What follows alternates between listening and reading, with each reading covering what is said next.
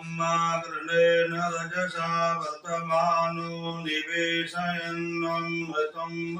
च श्रेणेन सविता रथेन देवो याति भुवनानि पश्यन् जपाकुसुम संकाशं काश्यपेयं महादुतिं तमोरिं सर्वपापघ्नं प्रणतोऽस्मि दिवाकरः।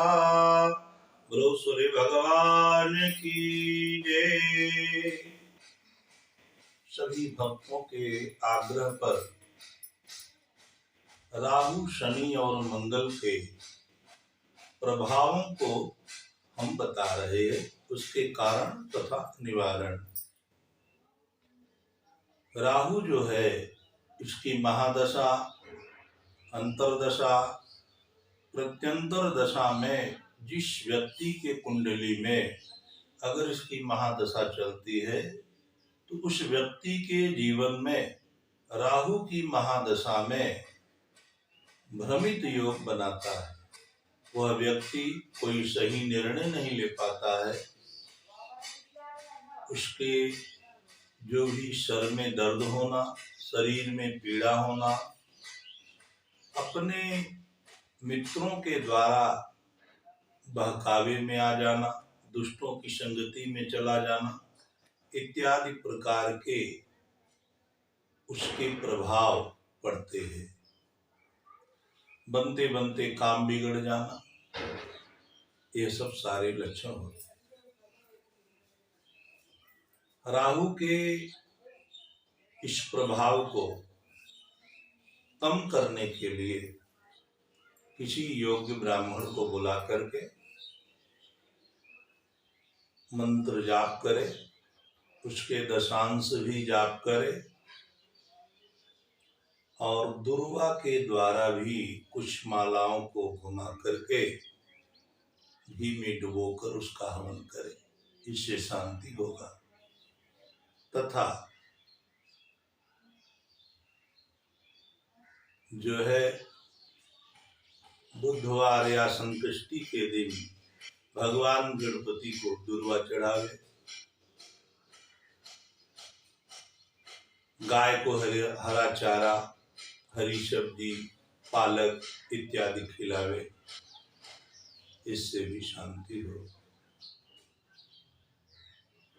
प्रदोष के दिन, त्रयोदशी के दिन संध्या काल के समय शिवलिंग पर हरी उड़द चढ़ा करके और एक लोटा जल चढ़ा देवे तो राहु के प्रभाव कम हो जाए। पर निष्ठा पूर्वक करे, विश्वास पूर्वक करे, ऐसे करने से उसको लाभ होगा।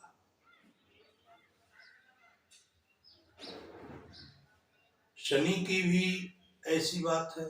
शनि की महादशा है, अंतरदशा है, प्रत्यंतर दशा है, 7.5 है, ढैया है। इसमें शनि जब चलता है तो जिसकी कुंडली में शनि की ऐसी दशा बनती है वह व्यक्ति दुखी होता है, कष्टित होता है, मानसिक संतुलन खो बैठता है। तो शरीर में अगर उसे कष्ट बन रहा है तो शनिवार के दिन अपने पांव से लेकर सर तक एक कच्चा सूत नाप कर तोड़े और उसे पीपल में बांध दे। तिल के तेल का जो है दीपक पीपल की इधर दिखावे और चढ़ावे, काला तिल भी चढ़ावे और प्रतिदिन हनुमान चालीसा का पाठ करे, बजरंग बाण का पाठ करे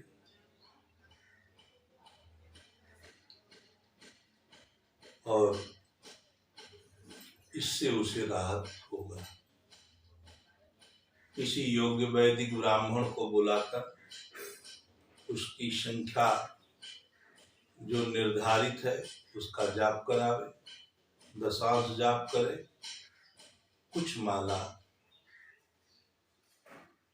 जो है शमी की लकड़ी को घी में डुबाकर हवन करावे तो इससे भी उसे राहत होगा। शनि का प्रभाव चोट चपेट की संभावनाएं अगर बन रही हैं, अत्यधिक कष्टित है, धन उसके पास बिल्कुल नहीं बन रहा है, तो शुक्रवार के दिन आधा मीटर काला कपड़ा ले, काला कोयला ले, उसे जो है 9 भागों में विभाजित कर दे। काले कोयले को काले कपड़े में बांधकर किसी प्रवाहित चलता हुआ जो जल है, नदी है, एक एक टुकड़े को 9 बार अपने सर से घुमाकर उसी नदी में छोड़ दे। 4 शनिवार करने से उसके प्रभाव जो है कम हो जाएंगे और उसका जीवन परम आनंदित हो जाएगा।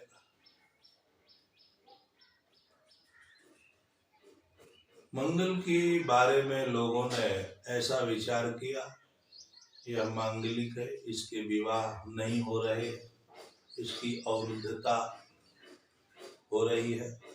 मंगल दोष के निवारण के लिए मंगलवार के दिन 12 से 1 बजे के बीच में मसूर की दाल कुछ दक्षिणा डालकर किसी ब्राह्मण को दान देवे, जिसको मंगल दोष है। जिसके विवाह में कुछ देरी हो रही है, आधा मीटर लाल कपड़ा, थोड़ी अक्खी धनिया, साबुत धनिया, 5 गांठ हल्दी, 5 कमल गट्टे के बीज उस लाल कपड़े में ग्रंथि बनाकर मंगलवार के दिन सुबह रोरी लगा करके अगरबत्ती दीप दिखा करके तिजोरी में रखे। माता जी से प्रार्थना करें कि हमारे इस संतान की, चाहे कन्या हो चाहे लड़का हो, इसका विवाह संपन्न हो, ऐसी कामना करें। और विवाह संपन्न हो जाने के बाद उस पोटली को चलते जल के अंदर प्रवाहित, माने नदी में उसको प्रवाहित कर दे। यह मंगल के प्रभाव है।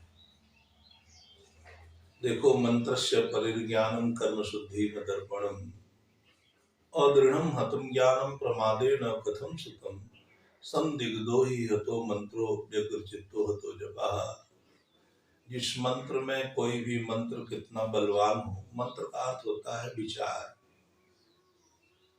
हमने जिस विषय पर विचार किया वही मंत्र है, और उस विचार पर जो हमारा निश्चय है, जो हमने संकल्प कर लिया है, ठान लिया है, करने को ठान लिया है, उस पर विश्वास कर लिया है, तो वही हमको फल देने के लिए तैयार हो जाता है। कितना बड़ा भी मंत्र हो, अगर उस मंत्र में अदृढ़ता है, माने संशय है, तो वो मंत्र जो है आपको फल देने के लिए राजी नहीं होगा। मंत्र कोई छोटा बड़ा नहीं होता, हमारी निष्ठा, हमारा विश्वास, हमारा संकल्प, हमारा निश्चय में कमी होने के खातिर वह गड़बड़ होता है। अगर हम मन में विचार कर ले कि ऐसा नहीं, ऐसा होना चाहिए, तो स्वाभाविक में जीवन का परम लाभ होगा। इसलिए शनि राहु जो भी हमारे जीवन में आ रहे हैं, जो हमको कष्ट दे रहे हैं, जो हमें कष्टित कर रहे हैं, उस कष्ट के निवारणार्थ हमें ऐसे संकल्पनाएं रखनी चाहिए। इसमें किसी प्रकार का संशय न करें। बताए हुए नियमों का पालन करने पर अवश्य ही उसे फल की प्राप्ति होगी। इसमें किसी प्रकार का संशय नहीं करना चाहिए। बोलो श्री सच्चिदानंद भगवान की जय।